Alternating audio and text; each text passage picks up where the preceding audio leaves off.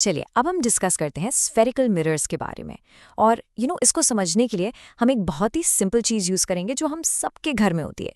एक बिल्कुल नया चमकता हुआ स्टील का चम्मच। अच्छा, आपने कभी आराम से नोटिस किया है जब आप एक शाइनी स्पून में अपना चेहरा देखते हो तो वो रिफ्लेक्शन आपके बाथरूम वाले फ्लैट मिरर से एकदम अलग होता है, राइट? ऐसा अजीब सा, थोड़ा डिफरेंट सा क्यों दिखता है? चलो आज इसी के पीछे का साइंस समझते हैं। तो देखो, इस स्पून के ना दो रिफ्लेक्टिंग सर्फेसेस हैं। एक तो है अंदर वाला कर्व्ड हिस्सा जिसको हम स्कूप साइड कहते हैं, और दूसरा है बाहर की तरफ निकला हुआ हिस्सा यानी कि आउटर सरफेस। और मजे की बात यह है कि ये दोनों ही सर्फेसेस बिल्कुल अलग अलग तरह से बिहेव करते हैं। ओके, तो पहले चम्मच के इनर सरफेस की बात करते हैं। जब आप इस स्पून को अपने फेस के बिल्कुल पास लाते हो, एकदम क्लोज, तो आपकी इमेज सीधी बनती है यानी कि अपराइट, और आपके चेहरे से बड़ी दिखती है यानी मैग्निफाइड। पर यहाँ पे आता है ट्विस्ट। जैसे ही आप स्पून को अपने चेहरे से दूर ले जाना शुरू करते हो, एकदम से जादू हो जाता है। आपकी इमेज अचानक से उल्टी हो जाती है, मतलब इन्वर्टेड, और साइज में भी काफी छोटी हो जाती है, जिसे हम कहते हैं डिमिनिश्ड। साइंस की लैंग्वेज में ये जो स्पून का अंदर वाला इनवर्ट कर्व्ड सरफेस है, इसी को हम कहते हैं कॉनकेव मिरर। और हाँ, ये डेफिनेशन बहुत इंपॉर्टेंट है। एग्जाम्स में फुल मार्क्स के लिए आपको यही लिखना है। A spherical mirror whose reflecting surface is curved inwards is called a concave mirror। ठीक है, तो इनर सरफेस की कहानी तो समझ आ गई। अब चलो स्पून को पलटते हैं और देखते हैं कि इसके आउटर सरफेस पर रिफ्लेक्शन कैसा दिखता है। ये जो स्पून का बाहर वाला बल्जिंग सरफेस है ना, ये काफी सिंपल है। यहाँ कोई जादू नहीं होता। आप स्पून को पास रखो या दूर ले जाओ, इससे कोई फर्क ही नहीं पड़ता। इमेज हमेशा, आई मीन ऑलवेज, सीधी रहेगी यानी अपराइट, और हमेशा छोटी ही बनेगी यानी डिमिनिश्ड। और ये बाहर की तरफ कर्व्ड सरफेस का जो साइंटिफिक नाम है वो है कॉन्वेक्स मिरर। ये एक और की डेफिनेशन है जो आपको बिल्कुल याद रखनी है। A spherical mirror whose reflecting surface is curved outwards is called a convex mirror। तो हमने दो टाइप के मिरर्स देखे, कॉनकेव एंड कॉन्वेक्स। लेकिन एक सवाल है, इन दोनों को ही स्फेरिकल मिरर्स क्यों कहते हैं? मतलब इनके नाम में ये स्फेरिकल वर्ड कहाँ से आया? देखो, इसका रीजन बहुत सिंपल है। बस इमेजिन करो कि हमारे पास कांच की एक खोखली बॉल है, अ हॉलो स्फीयर। अब अगर हम उस स्फीयर का एक छोटा सा पीस काट लें और उसके अंदर वाले सरफेस को पॉलिश करके शाइनी बना दें, तो वो बन जाता है कॉनकेव मिरर। और अगर हम उसी पीस के बाहर वाले सरफेस को पॉलिश कर दें, तो वो बन जाता है कॉन्वेक्स मिरर। तो बेसिकली ये दोनों मिरर्स एक स्फीयर का ही तो हिस्सा है। अच्छा, अब ये सारी फिजिक्स सिर्फ किचन के स्पून तक ही लिमिटेड नहीं है। सच तो ये है कि कॉनकेव और कॉन्वेक्स मिरर्स के बहुत सारे फन और इम्पॉर्टेंट एप्लीकेशंस हमारी रियल वर्ल्ड में हैं। आप लोग कभी किसी मेले में फन हाउस में गए हो? वहाँ अजीबो-गरीब मिरर्स लगे होते हैं ना? एक्चुअली उन मिरर्स में कॉनकेव और कॉन्वेक्स सरफेसेस का ही कॉम्बिनेशन यूज होता है। जहाँ कॉनकेव सरफेस होता है वहाँ आपका हाथ या पैर एकदम से बड़ा दिखता है, और जहाँ कॉन्वेक्स सरफेस होता है वहाँ आपका चेहरा छोटा सा हो जाता है। इसी वजह से इतनी फनी डिस्टॉर्टेड इमेजेस बनती हैं। तो एक सिंपल सी किचन के स्पून से लेकर एक बड़े से फन हाउस मिरर तक, द लॉज ऑफ रिफ्लेक्शन हर जगह हर दिन ये डिसाइड कर रहे हैं कि हम दुनिया को कैसे देखते हैं। इससे साफ पता चलता है कि साइंस हमारी डेली लाइफ का ही एक इम्पॉर्टेंट हिस्सा है। चलिए अब डिस्कस करते हैं स्फेरिकल मिरर्स के बारे में। कभी आपने नोटिस किया है जब एक नए चमकते हुए स्टील के चम्मच में आप अपना चेहरा देखते हैं, कैसा दिखता है? थोड़ा अजीब सा, डिस्टोर्टेड, टेढ़ा मेढ़ा सा, है ना? अब सोचो ऐसा होता क्यों है? इसका सिंपल सा रीजन है कि स्पून का जो सरफेस है ना, वो कर्व्ड है। वो हमारे घर में जो ड्रेसिंग टेबल वाला मिरर होता है उसकी तरह एकदम फ्लैट यानी समतल बिल्कुल नहीं है। तो बस इसी तरह के जो कर्व्ड मिरर्स होते हैं उन्हीं को हम कहते हैं स्फेरिकल मिरर्स। और हाँ, इसकी डेफिनेशन को जरूर नोट कर लेना, एग्जाम्स में बहुत पूछा जाता है। डेफिनेशन है, a spherical mirror is a mirror whose reflecting surface is a part of a hollow sphere. Simple भाषा में समझे तो इमेजिन करो एक कांच का खोखला गोला, अ हॉलो स्फीयर। हमने उसमें से एक पीस काट लिया और उसके एक साइड पर ऐसी कोटिंग कर दी जो रिफ्लेक्ट करे। बस बन गया हमारा स्फेरिकल मिरर।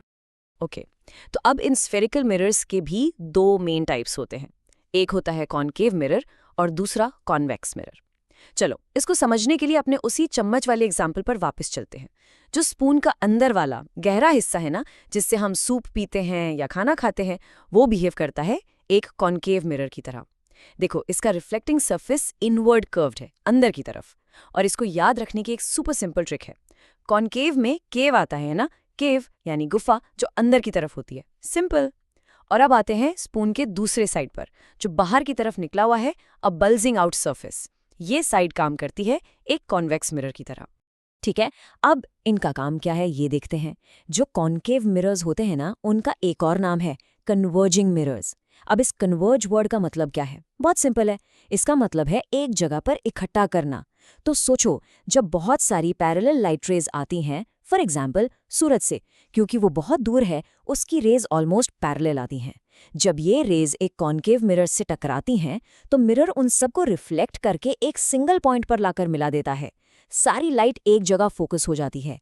इसी को कहते हैं कन्वर्ज करना। और अब बात करते हैं कॉन्वेक्स मिरर की। इसका काम है कॉन्केव से एकदम उल्टा, बिल्कुल ऑपोजिट। इन मिरर्स को हम डाइवर्जिंग मिरर्स भी कहते हैं। और जैसा नाम से ही क्लियर है, डाइवर्ज का मतलब होता है फैला देना। तो जब पैरेलल लाइट रेज एक कॉन्वेक्स मिरर पर आके गिरती हैं, तो रिफ्लेक्शन के बाद वो एक पॉइंट पर मिलती नहीं, बल्कि बाहर की तरफ फैल जाती हैं, स्प्रेड आउट हो जाती हैं। तो आसान भाषा में फंडा बिल्कुल क्लियर है।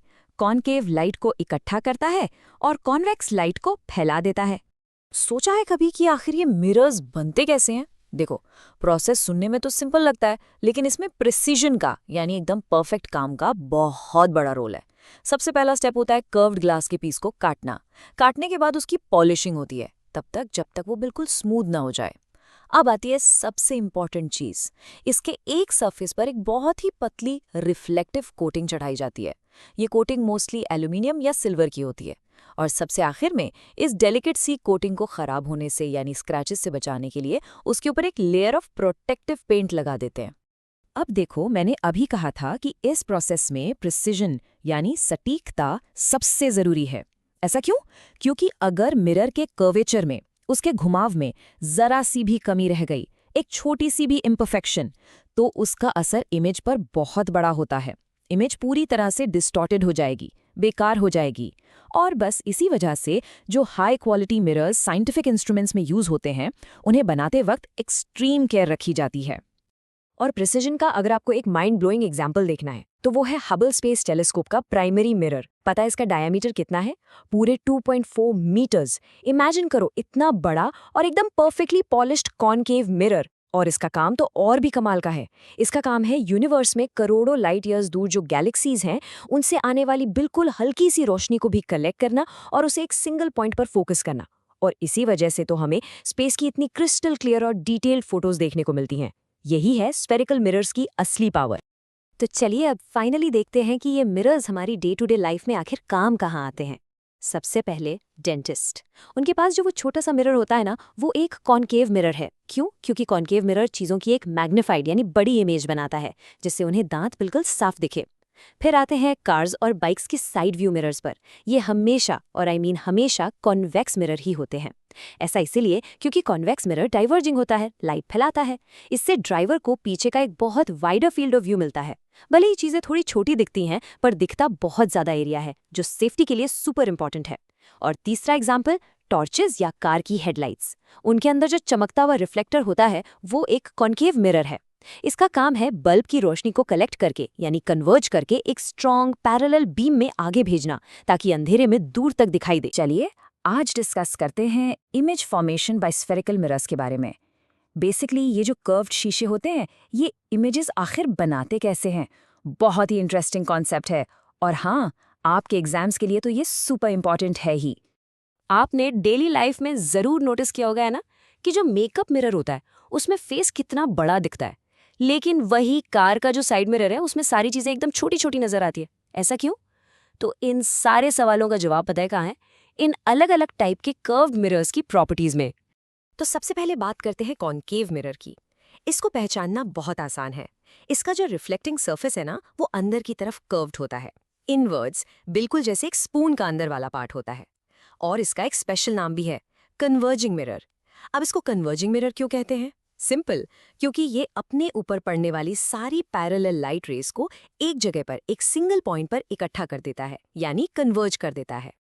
अच्छा, तो देखते हैं कि जब हम किसी ऑब्जेक्ट को कॉन्केव मिरर के एकदम पास, उसके फोकल लेंथ के अंदर रखते हैं, तो होता क्या है।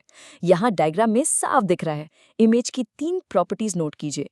पहला, ये इरेक्ट है, मतलब बिल्कुल सीधी। दूसरा, ये वर्चुअल है, इसका मतलब है कि आप इसे किसी स्क्रीन पर प्रोजेक्ट नहीं कर सकते। और तीसरा और सबसे इंपॉर्टेंट, ये एनलार्ज्ड है, यानी मैग्नीफाइड। और देखिए, बस यही वो रीजन है कि इसको शेविंग मिरर्स या मेकअप मिरर्स में यूज करते हैं, ताकि फेस का एक बड़ा और सुपर क्लियर व्यू मिल पाए। ओके, अब आते हैं दूसरे केस पर। क्या होगा अगर हम उसी ऑब्जेक्ट को मिरर से दूर ले जाएं? यहाँ तो पूरा गेम ही पलट जाता है। इमेज अब देखिए इन्वर्टेड हो गई है, यानी एकदम उल्टी। और ये रियल है।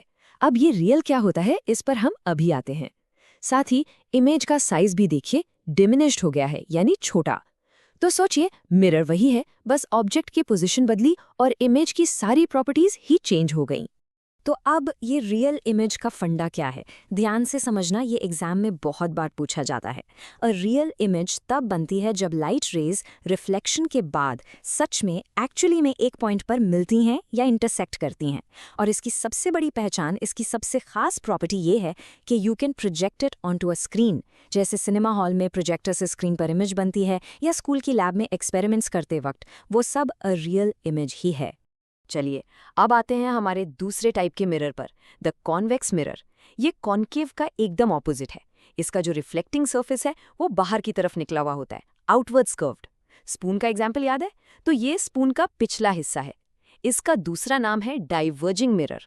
और नाम से ही क्लियर है, ये लाइट रेस को इकट्ठा नहीं करता, बल्कि उन्हें रिफ्लेक्ट करके फैला देता है, यानी डाइवर्ज कर देता है। और पता है, कॉन्वेक्स मिरर की सबसे कमाल की बात क्या है? इसका बिहेवियर बहुत प्रिडिक्टेबल है। इसके सामने ऑब्जेक्ट को आप कहीं भी रख दो, पास या दूर, इससे कोई फर्क ही नहीं पड़ता। अ कॉन्वेक्स मिरर ऑलवेज, हमेशा 3 तरह की ही इमेज बनाएगा। वो इरेक्ट होगी, यानी सीधी, वो वर्चुअल होगी, और वो डिमिनिश्ड होगी, मतलब हमेशा ऑब्जेक्ट से छोटी, एग्जैक्टली जैसा आपको कार के इस विंग मिरर में दिख रहा है। तो आपके मन में आ रहा होगा कि अगर ये हमेशा छोटी इमेज बनाता है तो इसका यूज क्या है? इसका सबसे बड़ा एडवांटेज इसकी सुपर पावर है, वाइडर फील्ड ऑफ व्यू। समझिए, इसके आउटवर्ड कर्व के कारण ये अपने पीछे का बहुत बड़ा एरिया एक साथ दिखा सकता है। इमेजिन करो, अगर इसकी जगह गाड़ी में एक नॉर्मल फ्लैट मिरर यानी प्लेन मिरर लगा होता तो ड्राइवर को पीछे का बस थोड़ा सा ही हिस्सा दिखता। लेकिन कॉन्वेक्स मिरर एक पैनोरामिक व्यू देता है, मतलब बहुत चौड़ा व्यू। और बस इसी वजह से फॉर सेफ्टी रीजंस गाड़ियों में हमेशा कॉन्वेक्स मिरर्स ही यूज किए जाते हैं। अच्छा, अब एक ऐसी प्रॉपर्टी के बारे में बात करते हैं जो सभी मिरर्स में कॉमन है, चाहे वो प्लेन हो, कॉन्केव हो या कॉन्वेक्स। आपने एम्बुलेंस को गाड़ियों पर ऐसे अजीब तरीके से लिखा हुआ तो जरूर देखा होगा, राइट? ये देखने में उल्टा लगता है, पर जब आप इसे अपने गाड़ी के रियर व्यू मिरर में देखते हैं तो ये एकदम सीधा पड़ने में आता है। सोचा है कभी ऐसा होता क्यों है? तो ये है इंटरेस्टिंग फिनोमिनन का साइंटिफिक नाम, लैटरल इन्वर्जन। सिंपल वर्ड्स में इसका मतलब है लेफ्ट राइट का रिवर्सल। जब भी आप मिरर के सामने खड़े होते हैं तो आपका जो राइट साइड है वो इमेज का लेफ्ट साइड बन जाता है, और आपका लेफ्ट साइड इमेज का राइट साइड। बस इसी लेफ्ट राइट की अदला बदली को हम लैटरल इन्वर्जन कहते हैं। कॉन्सेप्ट बहुत सिंपल है, लेकिन इसकी डेफिनेशन एग्जाम में आती है, तो इसे अच्छे से याद कर लेना। तो चलिए एक क्विक रिवीजन करते हैं इस समरी टेबल के थ्रू। सारे इंपॉर्टेंट पॉइंट्स एक जगह पर हैं। इमेज टाइप को देखें तो कनकेव मिरर रियल या वर्चुअल दोनों बना सकता है, लेकिन convex mirror always virtual. Orientation की बात करें तो कनकेव इन्वर्टेड या इरेक्ट दोनों हो सकता है, पर कॉन्वेक्स ऑलवेज इरेक्ट। साइज के केस में कनकेव मिरर वर्सेटाइल है, इनलार्ज्ड, डिमिनिश्ड या सेम साइज सब पॉसिबल है, जबकि कॉन्वेक्स अगेन ऑलवेज डिमिनिश्ड। और फाइनली इनके यूजेस, कनकेव मिलेंगे आपको शेविंग मिरर्स और हेडलाइट्स में, और कॉन्वेक्स मिरर्स का यूज होता है व्हीकल मिरर्स और सिक्योरिटी मिरर्स में। इस टेबल से आप इन दोनों के बीच का डिफरेंस कभी नहीं भूलेंगे। तो चलो अब हम डिस्कस करते हैं कॉन्केव और कॉन्वेक्स मिरर्स के कुछ बहुत ही इंटरेस्टिंग प्रैक्टिकल एप्लीकेशंस के बारे में। सोचो, इन स्पेशल मिरर्स की एक सुपर पावर ये है कि इनकी हेल्प से हम बहुत दूर तक देख सकते हैं, बिल्कुल वैसे ही जैसे एक सर्च लाइट अंधेरी रात को चीर देती है। और यही नहीं, सबसे कमाल की बात तो यह है कि यही से मिरर्स जब हम इन्हें आगे पीछे करके यूज करते हैं तो ये छोटी से छोटी चीज को भी बड़ा करके यानी मैग्नीफाई करके दिखा सकते हैं। और इनका एक और फायदा, ये हमें एक नॉर्मल फ्लैट मिरर से कहीं ज्यादा बड़ा एरिया दिखाते हैं। आपने कार के साइड मिरर में देखा ही होगा, राइट? पीछे का पूरा ट्रैफिक एक छोटे से मिरर में दिख जाता है। तो चलो सबसे पहले बात करते हैं कॉन्केव मिरर की। इसे कन्वर्जिंग मिरर भी कहते हैं, और ये नाम याद रखना इंपॉर्टेंट है। देखो, ये एक ऐसा स्फेरिकल मिरर है जिसका जो रिफ्लेक्टिंग सरफेस है ना, वो अंदर की तरफ कर्व्ड होता है, एक गुफा या केव की तरह। और इसकी सबसे इंपॉर्टेंट प्रॉपर्टी जो एग्जाम में भी पूछी जाती है वो ये है कि ये पैरेलल आने वाली लाइट रेस को एक जगह पर इकट्ठा कर देता है। उस सिंगल पॉइंट को हम कहते हैं फोकस। तो कभी सोचा है आपने, एक छोटा सा बल्ब जो टॉर्च या कार की हेडलाइट में लगा होता है, वो आखिर इतनी पावरफुल दूर तक जाने वाली बीम ऑफ लाइट कैसे बना लेता है? वेल, इसका पूरा सीक्रेट उसी फोकस पॉइंट में छुपा है। होता क्या है कि जब लाइट सोर्स को यानी उस बल्ब को बिल्कुल एग्जैक्टली उस कॉनकेव मिरर के फोकस पर रखते हो तो मैजिक, मिरर से रिफ्लेक्ट होने के बाद सारी की सारी लाइट रेज एक पावरफुल पैरेलल बीम में बदल जाती हैं। और ये पैरेलल बीम ही है जो बिना फैले दूर तक जाती है। और बस इसी सिंपल से प्रिंसिपल की वजह से कॉनकेव मिरर्स को एज रिफ्लेक्टर्स यूज किया जाता है। कहां हमारी टॉर्चेज में, कार की हेडलाइट्स में, और यहां तक कि बड़ी बड़ी सर्च लाइट्स में भी। अच्छा, अब एक दूसरा केस लेते हैं। आप कभी डेंटिस्ट के पास गए हो? सोचो, उन्हें आपके दांत के अंदर छुपी हुई एक बिल्कुल छोटी सी कैविटी इतनी साफ साफ कैसे दिख जाती है? हाँ, आपने सही सोचा। इसका सल्यूशन भी कॉनकेव मिरर ही है, लेकिन यहां थोड़ा अलग यूज है। जब किसी ऑब्जेक्ट को, जैसे आपके दांत को, मिरर के बहुत ही पास रखा जाता है, और ये एग्जाम के लिए इंपॉर्टेंट है, स्पेसिफिकली मिरर के पोल और फोकस के बीच में, तो मिरर एक enlarged, virtual and erect image बनाता है, मतलब बड़ी सीधी इमेज। और इस मैग्नीफाइड व्यू से डेंटिस्ट को सब कुछ क्लियर दिख जाता है।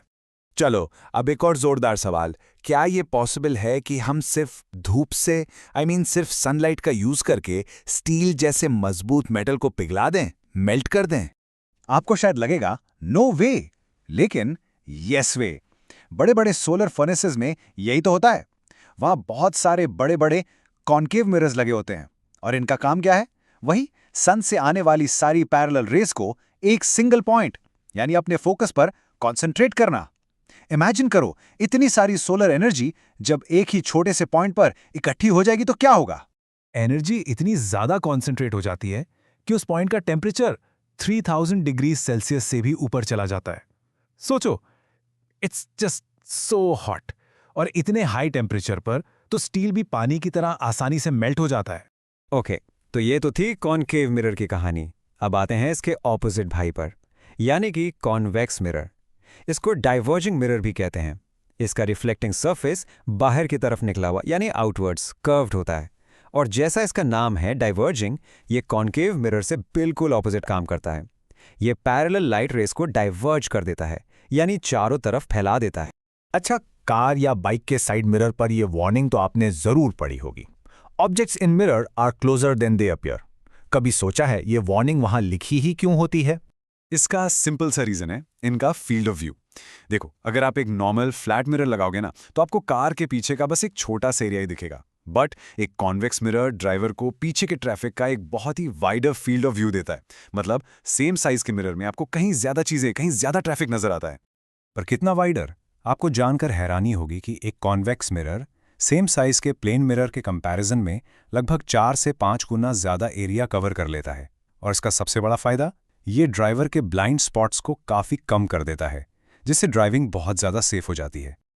तो व्हीकल्स में इसको यूज करने के 2 सबसे इंपॉर्टेंट रीजंस हैं, और ये एग्जाम में भी आते हैं, तो ध्यान से सुनो।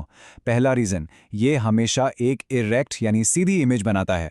सोचो, अगर पीछे की कार उल्टी दिखती तो कितनी कंफ्यूजन होती।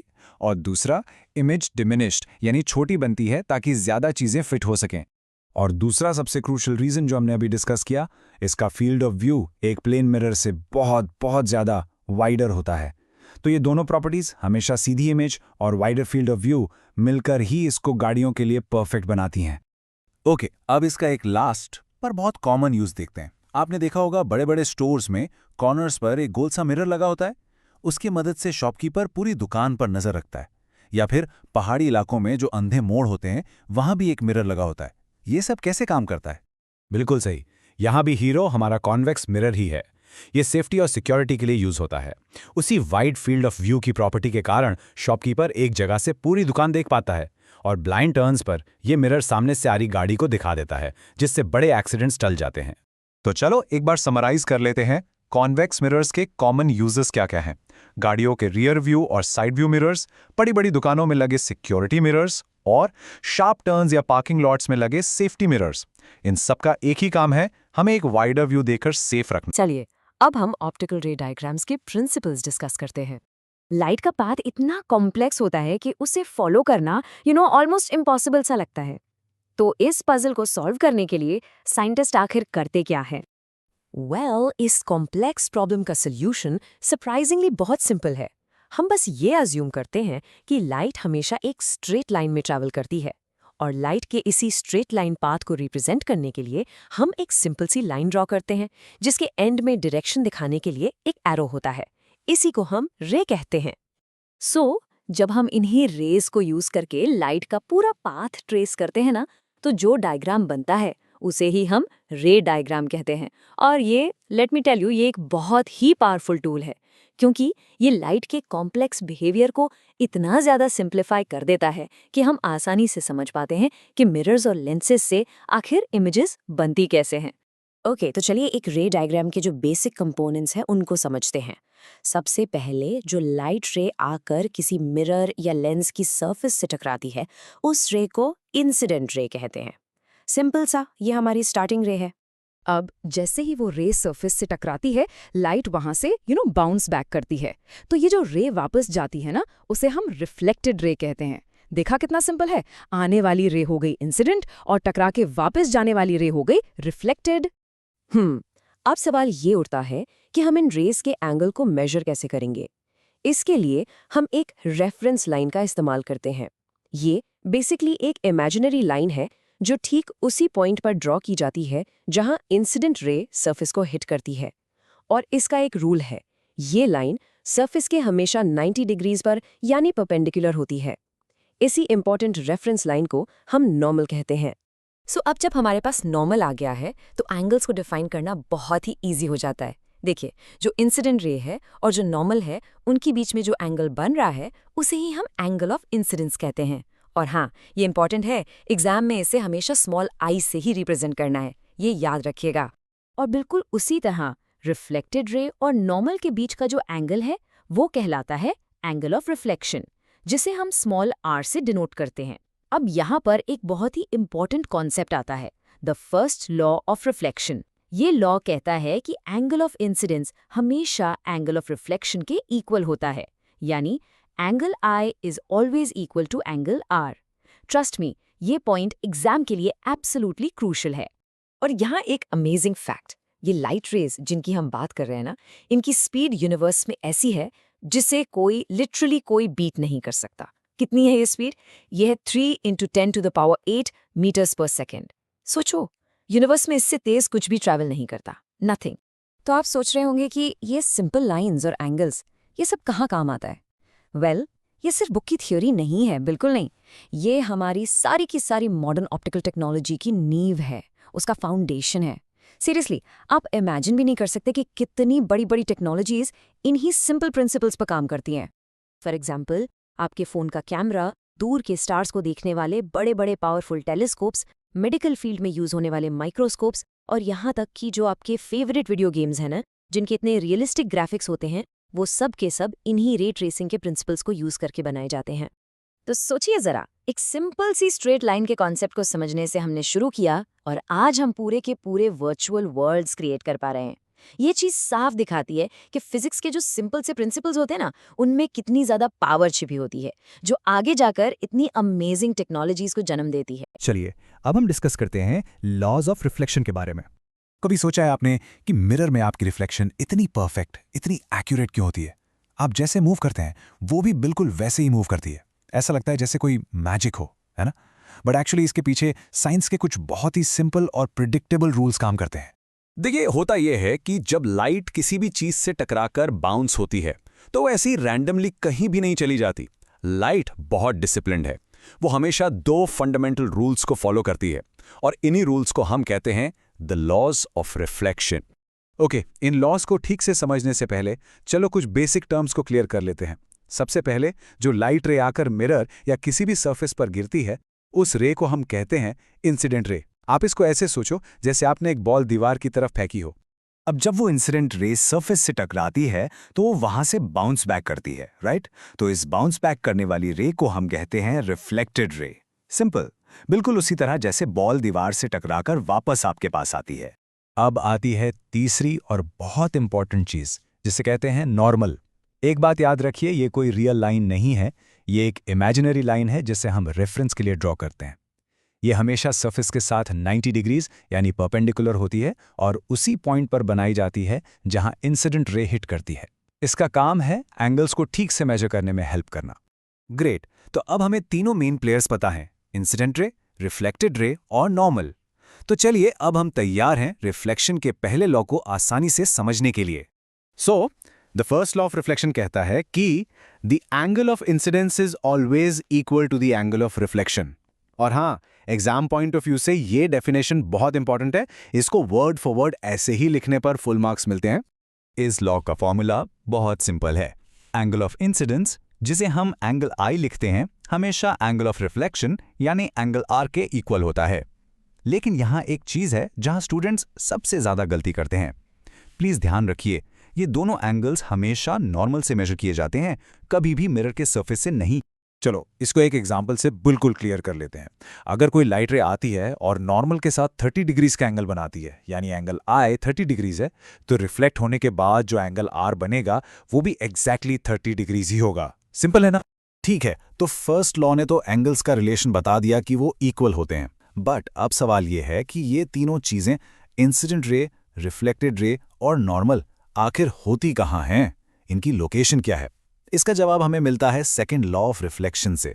सेकंड लॉ ये कहता है कि the incident ray, the reflected ray and the normal to the surface all lie in the same plane.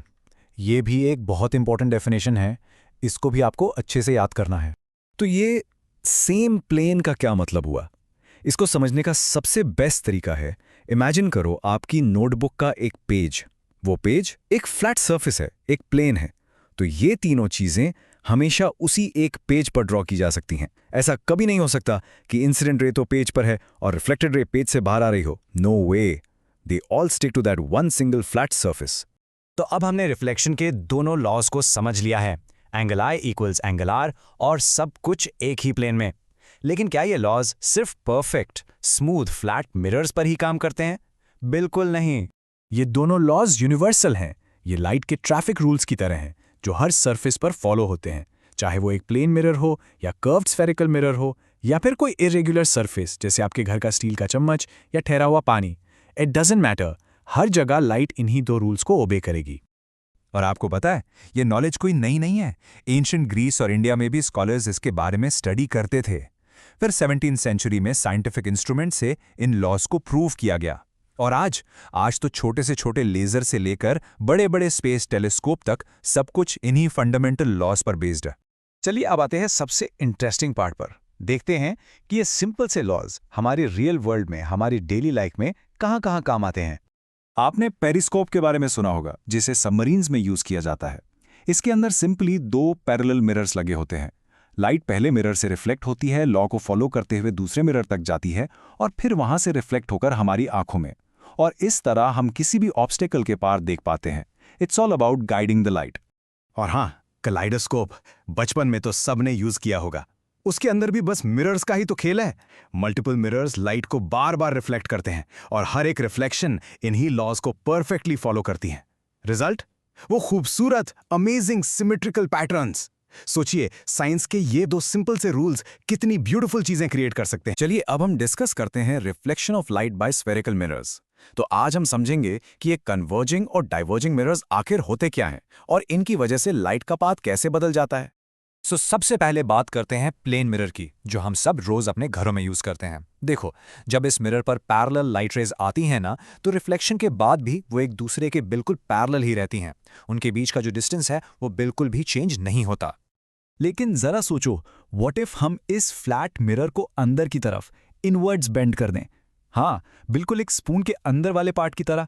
जब हम ऐसा करते हैं ना, तो एक बिल्कुल नए टाइप का मिरर बन जाता है, जिसका नाम है कॉनकेव मिरर। अब देखो, जैसी पैरेलल लाइट रेज एक कॉनकेव मिरर के इस इनवर्ड कर्व्ड सरफेस से टकराती हैं, इसका स्पेशल शेप उन सभी रेज को रिफ्लेक्ट करके एक सिंगल कॉमन पॉइंट पर इकट्ठा कर देता है। और इसी यूनिक पॉइंट को हम कहते हैं फोकस, जिसे हम कैपिटल F से डिनोट करते हैं। पता है, लाइट रेज का रिफ्लेक्शन के बाद इस तरह से एक पॉइंट पर आकर मिल जाने का जो फिनोमिनन है, उसे ही कहते हैं कन्वर्जेंस। ये डेफिनेशन एग्जाम्स के लिए बहुत ही इंपॉर्टेंट है। इस पर डायरेक्ट क्वेश्चंस आते हैं। आसान शब्दों में कन्वर्जेंस का मतलब है सारी लाइट रेज का एक जगह पर कलेक्ट हो जाना। तो अब लॉजिक सिंपल है, राइट? क्योंकि एक concave mirror parallel light rays को कन्वर्ज कर रहा है, यानी एक पॉइंट पर मिला रहा है। इसी वजह से इसका एक और टेक्निकल नाम है कन्वर्जिंग मिरर।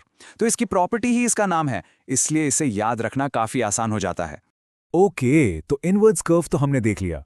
अब सोचो, अगर हम मिरर को अंदर के बजाय बाहर की तरफ यानी आउटवर्ड्स कर्व कर दें तो क्या होगा? हाँ, बिल्कुल उसी स्पून के पीछे वाले उभरे हुए हिस्से की तरह। इस टाइप के मिरर को कॉन्वेक्स मिरर कहते हैं। एक कॉन्वेक्स मिरर का जो आउटवर्ड कर्व है ना, वो कॉन्केव से बिल्कुल ऑपोजिट काम करता है। जब पैरेलल लाइट रेज इसकी सरफेस पर हिट करती हैं, तो ये मिरर उन्हें रिफ्लेक्ट करके अलग अलग डायरेक्शंस में फैला देता है। आप देख सकते हैं कि रिफ्लेक्शन के बाद सारी रेस एक दूसरे से दूर जा रही हैं, और लाइट रेस का इस तरह से फैल जाना यानी स्प्रेड आउट हो जाना कहलाता है डाइवर्जेंस। ये फिनोमेना कन्वर्जेंस का बिल्कुल ऑपोजिट है। और हाँ, ये डेफिनेशन भी एग्जाम्स के लिए काफ़ी इंपॉर्टेंट है। अक्सर इन दोनों में डिफरेंस पूछा जाता है। तो अब आप गेस कर सकते हो, क्योंकि एक कॉन्वेक्स मिरर लाइट रेस को डाइवर्ज करता है यानी फैला देता है, इसका दूसरा नाम रखा गया है डाइवर्जिंग मिरर। देखा, मिरर की प्रॉपर्टी समझने से ही उसका नाम अपने आप याद हो जाता है। तो चलो एक बार फटाफट रीकैप कर लेते हैं जो हमने अभी तक समझा। प्लेन मिरर से रिफ्लेक्टेड रेज पैरेलल की पैरेलल रहती हैं, सिंपल। कॉन्केव मिरर उन्हें कन्वर्ज करता है, इसीलिए वो है एक कन्वर्जिंग मिरर। और कॉन्वेक्स मिरर रेज को डाइवर्ज करता है, इसलिए उसे कहते हैं डाइवर्जिंग मिरर। अब इनका रियल वर्ल्ड यूज क्या है? वेल, जो बड़ी बड़ी रिफ्लेक्टिंग टेलीस्कोप्स होती हैं, उनमें बहुत बड़े बड़े कॉन्केव मिरर्स लगे होते हैं। इनका काम होता है कि बहुत दूर सितारों से आने वाली हल्की सी लाइट को भी एक जगह कन्वर्ज करके एक ब्राइट इमेज बना दें, जिससे हम उन्हें आसानी से स्टडी कर पाएं। और कॉन्वेक्स मिरर्स, अरे ये तो आपने पक्का देखे होंगे शॉप्स में सिक्योरिटी के लिए या गाड़ियों के साइड व्यू मिरर्स में, क्योंकि ये लाइट को डाइवर्ज करके फैला देते हैं। ये हमें एक बहुत ही वाइड फील्ड ऑफ व्यू देते हैं। इससे हम एक छोटे से मिरर में काफी बड़ा एरिया, जैसे पीछे का पूरा ट्रैफिक, आराम से देख पाते। चलिए अब डिस्कस करते हैं harvesting the sun, the power of concave reflectors.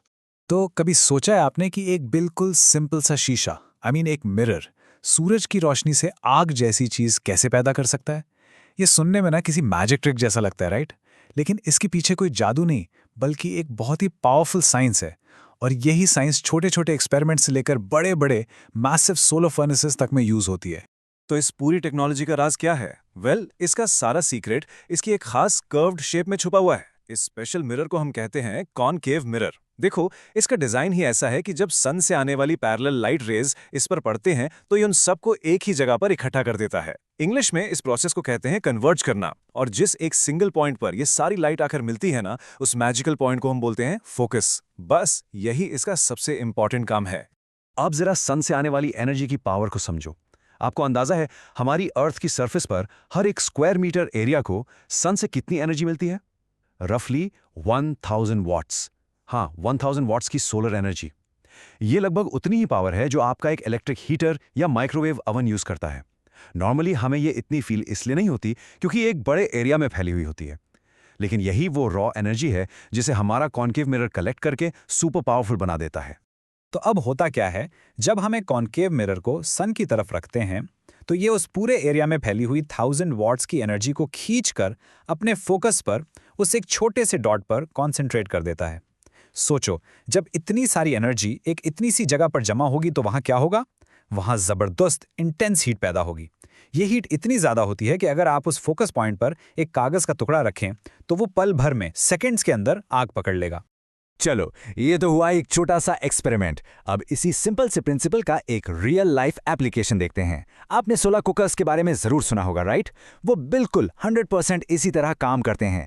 उनमें एक बड़ा सा कॉन्केव रिफ्लेक्टर लगा होता है जो सारी सनलाइट को कलेक्ट करके एक पॉट के ऊपर फोकस करता है, और इस कॉन्सेंट्रेटेड हीट से वो पॉट इतना गर्म हो जाता है कि उसके अंदर रखा हुआ खाना जैसे दाल या चावल आराम से पक जाता है। और सबसे बेस्ट पार्ट, ये सब बिना किसी गैस या इलेक्ट्रिसिटी के होता है।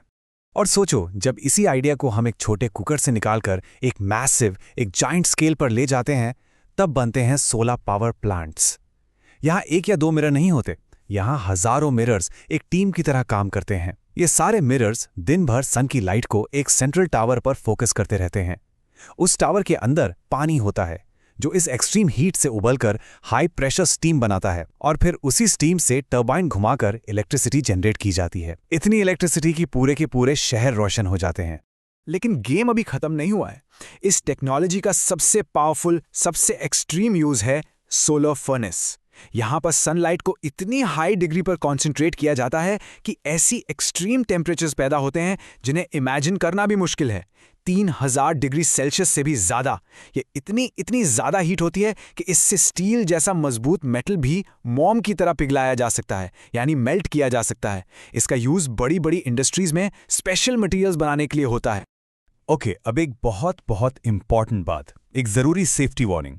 देखिए, जिस पावर से ये मिरर कागज जला सकता है या स्टील पिघला सकता है, सोचिए वही पावर हमारी आंखों के लिए कितनी ज्यादा खतरनाक होगी। इसलिए एक रूल हमेशा याद रखें, कभी भी, आई रिपीट, कभी भी डायरेक्ट सन को या मिरर में उसके रिफ्लेक्शन को नंगी आंखों से मत देखिएगा। ये इंटेंस फोकस्ड लाइट आपकी आंखों के पर्दे यानी रेटिना को परमानेंटली डैमेज कर सकती है, जिससे ब्लाइंडनेस हो सकती है। So please be very very careful. तो इस पूरी चर्चा से हमें क्या समझ में आया? यही कि फिजिक्स का एक कितना सिंपल सा ऑप्टिकल प्रिंसिपल, जैसे कि बस एक मिरर की शेप, कितने कमाल के और पावरफुल काम कर सकती है। एक छोटे से कॉन्सेप्ट से हम खाना पकाने से लेकर अपने फ्यूचर के लिए क्लीन रिन्यूएबल एनर्जी तक बना सकते हैं। और ये सब कुछ पॉसिबल है सिर्फ लाइट को अक्लमंदी से सही जगह पर फोकस करके। चलो आज डिस्कस करते हैं ऑप्टिकल लेंसेज के बारे में, जो एक बहुत ही इंटरेस्टिंग टॉपिक है। तो सबसे पहले लेंस होता क्या है? देखो, a lens is a piece of transparent material, जैसे कि ग्लास या प्लास्टिक, जिसके दोनों सर्फेसेस कर्व्ड होते हैं। ये ट्रांसपेरेंट होना और कर्व्ड सर्फेसेस का होना ही इसकी सबसे इंपॉर्टेंट प्रॉपर्टी है। ये याद रखना बहुत इंपॉर्टेंट है कि लेंसेज और मिरर्स सेम चीज नहीं है। लेंसेज काम करते हैं रिफ्रैक्शन से, यानी वो लाइट को अपने अंदर से पास होने देते हैं और उसे बेंड कर देते हैं, जबकि मिरर्स काम करते हैं रिफ्लेक्शन से, वो लाइट को बाउंस बैक कर देते हैं। ये इनका सबसे बड़ा फंडामेंटल डिफरेंस है। अच्छा, क्या आपने कभी सोचा है कि सबसे सिंपल, सबसे नेचुरल लेंस हमें कहाँ मिलता है? ये किसी लैब में नहीं बनता, ये हमें नेचर में ही मिल जाता है। ये है एक पानी की बूंद, अ सिंपल वाटर ड्रॉप। आपने जरूर देखा होगा, जब किसी पत्ती पर पानी की एक बूंद गिरती है तो वो नीचे की चीजों को बड़ा करके दिखाती है, यानी मैग्नीफाई करती है। ऐसा इसलिए होता है क्योंकि लाइट जब एक मीडियम यानी हवा से दूसरे मीडियम यानी पानी में एंटर करती है तो वो बेंड हो जाती है। इसी बेंडिंग की वजह से मैग्निफिकेशन होता है। लाइट के इसी बेंडिंग प्रिंसिपल पर बेस्ड साइंस में हम दो मेन तरह के लेंसेज पढ़ते हैं। एक है कॉन्वेक्स लेंस और दूसरा है कॉनकेव लेंस। पहला है कॉन्वेक्स लेंस। इसकी पहचान बहुत आसान है। ये लेंस बीच में से यानी सेंटर से थिकर होता है और किनारों से यानी एजेस से पतला होता है। इसका एक और नाम है कन्वर्जिंग लेंस। कन्वर्जिंग का मतलब होता है एक पॉइंट पर इकट्ठा करना। तो ये लेंस लाइट रेज को एक जगह कन्वर्ज कर देता है। अब दूसरा है कॉनकेव लेंस, जो कॉन्वेक्स का बिल्कुल उल्टा है। ये सेंटर में से थिनर होता है, मतलब पतला, और एजेस से थिकर यानी मोटा होता है। इसे हम डाइवर्जिंग लेंस भी कहते हैं। डाइवर्जिंग मतलब फैलाना, क्योंकि ये लाइट रेज को फैला देता है यानी डाइवर्ज कर देता है। देखो, ये टेबल इनका मेन डिफरेंस याद रखने के लिए बहुत अच्छा है। कॉन्वेक्स लेंस सेंटर में थिकर है और एजेस पर थिनर। बिल्कुल इसका ऑपोजिट है कॉनकेव लेंस, जो सेंटर में थिनर है और एजेस पर थिकर। एग्जाम्स के लिए ये पॉइंट बहुत हेल्पफुल है। अब थोड़ी हिस्ट्री जानते हैं। लेंसेज कोई नई टेक्नोलॉजी नहीं है। सबसे पहले लेंसेज 2000 साल से भी ज्यादा पुराने हैं, जो पॉलिश्ड क्रिस्टल या ग्लास से बनाए जाते थे। और जैसा हमने देखा, नेचर में तो simple water drops millions of years से लेंस का काम कर रही हैं। आजकल तो हमारे मॉडर्न डिवाइसेस में छोटे छोटे लेकिन हाईली एडवांस्ड मल्टीपल लेंसेज लगे होते हैं। हम लेंसेज को अपनी डेली लाइफ में हर जगह यूज करते हैं, जैसे छोटी चीजों को बड़ा देखने के लिए मैग्नीफाइंग ग्लास में, हमारे चश्मे यानी आई ग्लासेस में, दूर की चीजें देखने के लिए टेलीस्कोप्स में, और बहुत छोटी चीजें देखने के लिए माइक्रोस्कोप्स में। और हाँ, कैमरास और प्रोजेक्टर्स में भी तो लेंसेज ही होते हैं। और शायद सबसे बेस्ट एग्जाम्पल आपके हाथ में ही है। आपके स्मार्टफोन का जो छोटा सा कैमरा मॉड्यूल है ना, उसमें एक नहीं बल्कि मल्टीपल टाइनी लेंसेज एक के ऊपर एक स्टैक्ड होते हैं। हर लेंस को बहुत आराम से केयरफुली शेप किया जाता है ताकि सब मिलकर इमेज की क्लैरिटी को इम्प्रूव कर सके और आपको एकदम क्लियर फोटो। तो चलिए अब डिस्कस करते हैं कॉन्वेक्स एंड कॉन्केव लेंसेज के बारे में। लेंसेज के बारे में एक बहुत ही सरप्राइजिंग सीक्रेट है। उनकी जो सारी इमेज प्रॉपर्टीज है ना, वो मिरर से ठीक उल्टी यानी कंप्लीटली ऑपोजिट होती हैं। इसका मतलब ये है कि अगर आपने मिरर्स को अच्छे से समझ लिया है तो बिलीव मी, लेंसेज आपके लिए बहुत आसान हो जाएंगे। आपको बस हर चीज को रिवर्स कर देना है। ओके, तो चलो इसको आराम से समझते हैं। आपको याद है ना कि कॉन्केव मिरर क्या करता था? वो सारी लाइट रेस को एक जगह पर लाता था, यानी कन्वर्ज करता था। अब देखो, एक कॉन्वेक्स लेंस भी बिल्कुल वही काम कर रहा है। ये भी सारी पैरेलल रेस को एक सिंगल फोकस पॉइंट पर कन्वर्ज करता है। तो हमारा रूल नंबर 1 क्या बना? Simple, convex lens acts exactly like a concave mirror. और अब आते हैं रूल नंबर 2 पर। जो काम एक कॉन्वेक्स मिरर करता था, यानी लाइट रेस को दूर फैलाना, डाइवर्ज करना, ठीक वही काम अब एक कॉन्केव लेंस करेगा। देखा आपने? बिल्कुल सेम एक्शन। तो बस ये सिंपल सा रिलेशन याद रखना है। Concave lens behaves just like a convex mirror. अगर ये 2 बातें आपको क्लियर हो गई तो आगे का सफर बहुत आसान है। तो चले अब इसकी प्रॉपर डेफिनेशन भी देख लेते हैं। ये एग्जाम्स के लिए काफी इंपॉर्टेंट है। जस्ट इमेजिन कीजिए एक लेमन। वो बीच से मोटा होता है और किनारों से पतला, right? A convex lens is exactly like that, thicker at the centre and thinner at the edges. और क्योंकि ये लाइट को एक जगह कन्वर्ज करता है, इसका दूसरा नाम है कन्वर्जिंग लेंस। तो ये दोनों नाम, कॉन्वेक्स और कन्वर्जिंग, हमेशा साथ साथ चलते हैं। सो एक कॉन्वेक्स लेंस एक्चुअली इमेज बनाता कैसे है? इसके ना 2 अलग अलग बिहेवियर्स हैं। पहला केस, जब ऑब्जेक्ट लेंस से काफी दूर हो। मान लीजिए आप एक पहाड़ की फोटो ले रहे हैं। पहाड़ बहुत बड़ा है और आपसे दूर है। आपका कैमरा क्या करता है? उसकी एक छोटी सी उल्टी यानी इन्वर्टेड और रियल इमेज अपने सेंसर पर बनाता है। यहाँ रियल इमेज का मतलब है ऐसी इमेज जिसे आप एक स्क्रीन पर प्रोजेक्ट कर सकते हो, बिल्कुल मूवी थिएटर के पर्दे की तरह। लेकिन अब देखिए मैजिक, जैसे ही आप उसी ऑब्जेक्ट को लेंस के बिल्कुल पास ले आते हैं, पूरा गेम बदल जाता है। अब इमेज बनती है वर्चुअल, इरेक्ट और एनलार्ज्ड। इसका सबसे बेस्ट एग्जाम्पल है हम सबका फेवरेट डिटेक्टिव टूल, एक मैग्नीफाइंग ग्लास। जब आप बुक के ऊपर मैग्नीफाइंग ग्लास रखते हो तो लेटर्स सीधे यानी इरेक्ट और काफी बड़े यानी एनलार्ज्ड दिखते हैं, और ये एक वर्चुअल इमेज है।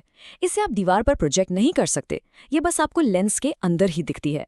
इन्हीं 2 अलग अलग पर्सनैलिटीज की वजह से convex lenses are super useful.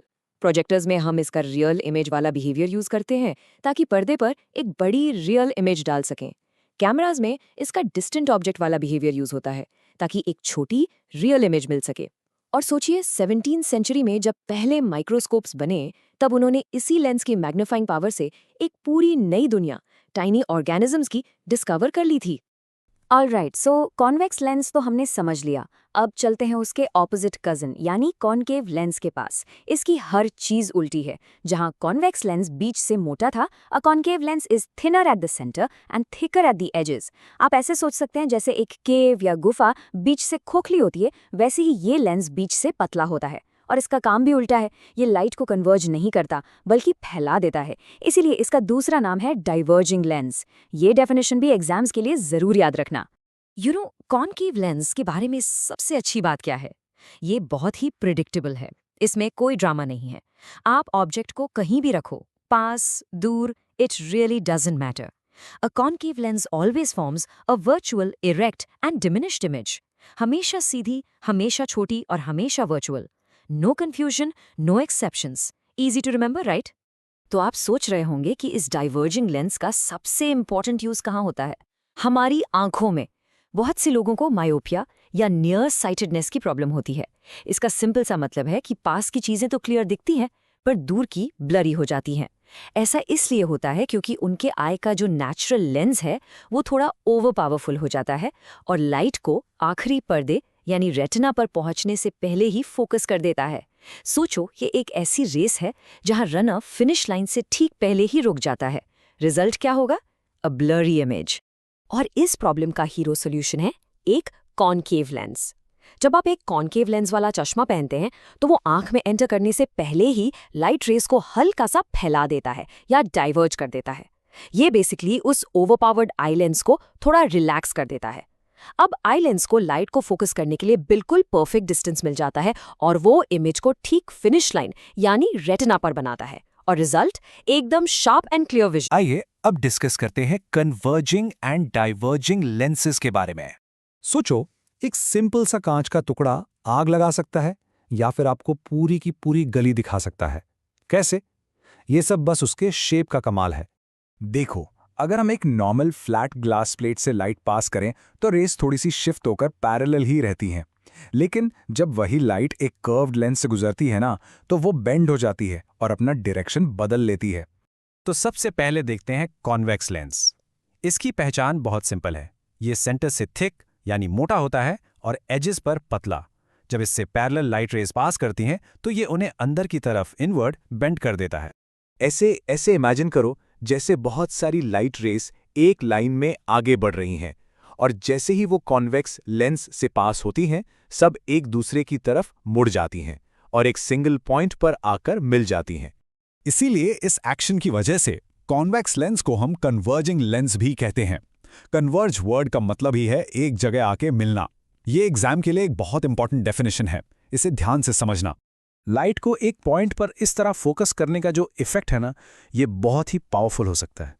आपने मैग्नीफाइंग ग्लास से पेपर जलाने वाला एक्सपेरिमेंट तो देखा या सुना ही होगा, राइट? तो एक क्रूशियल पॉइंट ये है कि एक कॉन्वेक्स लेंस सनलाइट को एक पॉइंट पर इतना ज्यादा फोकस कर सकता है कि उसकी हीट से पेपर जलने लगता है। तो चलो आगे बढ़ते हैं और सोचते हैं, अगर एक लेंस लाइट को एक साथ लाता है तो क्या कोई ऐसा लेंस भी है जो उसका बिल्कुल उल्टा यानी ऑपोजिट काम करे? बिल्कुल, और उसे कहते हैं कॉनकेव लेंस। ये कॉन्वेक्स का एकदम उल्टा है। ये सेंटर से पतला और एजेस से मोटा होता है और जब इससे पैरेलल लाइट रेज पास होती हैं तो वो बाहर की तरफ यानी आउटवर्ड बेंड हो जाती हैं। अब वहीं पैरेलल लाइट रेज दोबारा इमेजिन करो। जब वो एक कनकेव लेंस से पास होती हैं तो वो फैल जाती हैं, मतलब एक दूसरे से दूर चली जाती हैं, जैसे बिखर गई हों।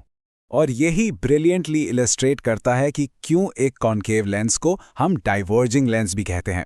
डाइवर्ज वर्ड का मतलब है फैल जाना या अलग अलग डायरेक्शन में जाना। अच्छा, तो इस लाइट को इस तरह फैलाने का यूज कहाँ होता होगा? जरा सोचो, अगर आपको एक छोटे से होल से एक बहुत बड़ा एरिया देखना हो तो? इसका सबसे बेस्ट रियल लाइफ एग्जाम्पल है आपके दरवाजे का पीप होल, जिसे हम डोर व्यूअर भी कहते हैं। उसके अंदर एक कॉन्केव लेंस लगा होता है जो बाहर से आ रही लाइट को स्प्रेड कर देता है ताकि आपको एक छोटी सी जगह से एक वाइडर व्यू मिल सके। तो चलिए अब इन दोनों लेंसेज के जो की डिफरेंसेस हैं उन्हें एक साथ इस टेबल में देखते हैं। इससे आपके एग्जाम के लिए रिवीजन करना बहुत आसान हो जाएगा। आप देख सकते हैं shape, action on light, common name और रिजल्ट सब कुछ एक ही जगह पर समराइज्ड है। तो चलिए डिस्कस करते हैं ऑप्टिक्स के बारे में। ऑप्टिक्स यानी साइंस की वो ब्रांच जो हमें लाइट के सीक्रेट्स बताती है, उसका बिहेवियर, उसकी प्रॉपर्टीज और सबसे इंपॉर्टेंट ये समझाती है कि हम ये खूबसूरत दुनिया आखिर देख कैसे पाते हैं। ये चैप्टर 10 एग्जाम के लिए बहुत इंपॉर्टेंट है, इसलिए इसे ध्यान से समझना। कभी सोचिए, आप जो भी चीज देखते हैं वो लाइट को एक मैसेंजर की तरह आपकी आंखों तक भेज रही है। जब लाइट किसी ऑब्जेक्ट से टकराकर यानी बाउंस होकर हमारी आंखों में एंटर करती है, बस तभी हम उसे देख पाते हैं। लाइट की इसी मैजिकल प्रॉपर्टी को हम कहते हैं रिफ्लेक्शन, जिसके बिना हमारी दुनिया बिल्कुल अंधेरी होती। अच्छा, ये डेफिनेशन एग्जाम के लिए बहुत जरूरी है। अगर आपसे रिफ्लेक्शन ऑफ लाइट पूछा जाए तो आपको एग्जैक्टली यही लिखना है, the phenomenon of bouncing back of light in the same medium on striking the surface of any object. इससे आपको फुल मार्क्स मिलेंगे। सिंपल शब्दों में इसका मतलब है कि जब लाइट हवा से आकर एक मिरर से टकराती है तो वो वापस हवा में ही लौट जाती है, मीडियम चेंज नहीं होता। इसका सबसे बढ़िया एग्जाम्पल है जब आप शांत पानी में अपनी परछाई देखते हैं। ये रिफ्लेक्शन ही तो है, और ये हमेशा एक सिंपल से रूल को फॉलो करता है जिसे कहते हैं द लॉ ऑफ रिफ्लेक्शन। याद रखिएगा, जिस एंगल से लाइट सरफेस पर आती है यानी एंगल ऑफ इंसिडेंस, बिल्कुल उसी एंगल से वो वापस भी जाती है यानी एंगल ऑफ रिफ्लेक्शन। ये दोनों एंगल्स हमेशा ऑलवेज इक्वल होते हैं। पर ये जो सिंपल सा लॉ है ना, ये कोई नई खोज नहीं है। आपको जानकर हैरानी होगी कि सदियों पहले एंशिएंट इंडिया के एस्ट्रोनॉमर्स इसी लॉ का इस्तेमाल करके आसमान के बड़े बड़े राज खोलते थे। चलिए देखते हैं कैसे। हम बात कर रहे हैं 12th सेंचुरी की। जरा सोचिए, उस टाइम जब मॉडर्न टेलीस्कोप्स का आविष्कार तक नहीं हुआ था, एक महान इंडियन एस्ट्रोनॉमर भास्करा प्रथम सितारों को स्टडी कर रहे थे और इसके लिए उन्होंने एक बहुत ही क्लेवर टेक्निक का इस्तेमाल किया था। उनका इंस्ट्रूमेंट क्या था? सिर्फ पानी से भरा एक बोल। जब पानी बिल्कुल शांत होता है तो उसकी सरफेस अपनी सरफेस टेंशन की वजह से एक परफेक्ट फ्लैट मिरर की तरह काम करती है। वो इस पानी में सितारों और प्लैनेट्स के रिफ्लेक्शंस को बड़े आराम से ऑब्जर्व करते थे। ये एक परफेक्ट एग्जाम्पल है कि कैसे फिजिक्स के सिंपल लॉस से वो आसमानी चीजों की पोजीशन को बहुत ही एक्यूरेटली और सेफली मेजर कर पाते थे। लेकिन ऑप्टिक्स सिर्फ बड़े बड़े इंस्ट्रूमेंट्स तक ही सीमित नहीं है। हमारी बॉडी के अंदर ही नेचर का सबसे बड़ा ऑप्टिकल मार्वल है, हमारी आंख, द ह्यूमन आई। ये एक जीता जागता सेल्फ फोकसिंग कैमरा है। एग्जाम के लिए ये टर्म अकोमोडेशन बहुत इंपॉर्टेंट है। इसकी डेफिनेशन बिल्कुल ऐसे ही लिखनी है: The ability of the eye lens to adjust its focal length to see both nearby and distant objects clearly. आसान शब्दों में कहें तो ये हमारी आंख की वो सुपर पावर है जिससे वो ऑटोमेटिकली अपना फोकस बदल लेती है ताकि हम दूर की चीज़ों और पास रखे किताब दोनों को एकदम साफ साफ देख सकें। तो ये होता कैसे है? जब हम दूर की कोई चीज़ देखते हैं, हमारी सिलियरी मसल्स रिलैक्स हो जाती हैं, जिससे आई लेंस खिंचकर पतला हो जाता है। और जैसे ही हम पास की कोई चीज़ देखते हैं, ये मसल्स सिकुड़ती हैं यानी कॉन्ट्रैक्ट करती हैं, जिससे आई लेंस मोटा हो जाता है। ये बिल्कुल एक मॉडर्न कैमरा के ऑटो फोकस की तरह काम करता है, बस उससे भी हजारों गुना तेजी से। और सबसे कमाल की बात तो ये है कि ये इनक्रेडिबल एडजस्टमेंट बिल्कुल ऑटोमैटिकली होता है। 1 सेकंड में कई बार, बिना हमारे सोचे, हमारी आंखें अपना फोकस बदलती रहती हैं। हमारी बॉडी का ये सिस्टम सच में कितना अमेजिंग है ना? पर हमारी इस अनोखी आंख की भी अपनी कुछ सीमाएं हैं, अपनी लिमिट्स हैं। हमारी आंखें पावरफुल तो हैं, लेकिन सब कुछ नहीं देख सकती। और इंसान की इसी चाह ने और आगे देखने की जिद ने उसे इंस्पायर किया ऐसे इंस्ट्रूमेंट्स बनाने के लिए जो इन सीमाओं को तोड़ सकें। अगर हम ह्यूमन आई को एक टेलीस्कोप से कंपेयर करें तो फर्क एकदम साफ है। हमारी आंखें आसपास के प्लैनेट्स और स्टार्स देख सकती हैं, लेकिन एक टेलीस्कोप हमें चांद के गड्ढे यानी क्रेटर्स भी दिखा सकता है। इसका रीजन है लाइट गैदरिंग। हमारी विजन प्यूपिल के छोटे साइज से लिमिटेड है, जबकि टेलीस्कोप अपने बड़े लेंसेज या मिरर से बहुत ज़्यादा लाइट इकट्ठा करता है। इसीलिए जो दूर की गैलेक्सीज हमारी आंखों से ओझल रहती हैं, वही टेलीस्कोप के लिए साफ नजर आती हैं। तो इसीलिए ऑप्टिक्स के इन्हीं फंडामेंटल प्रिंसिपल्स ने हमें टेलीस्कोप्स जैसे पावरफुल टूल्स दिए हैं। Telescopes allow us to see galaxies millions of light years away. Light और रिफ्लेक्शन की ये समझ सिर्फ एक साइंस का चैप्टर नहीं है, ये हमारे लिए पूरे के पूरे यूनिवर्स को देखने का एक दरवाजा है।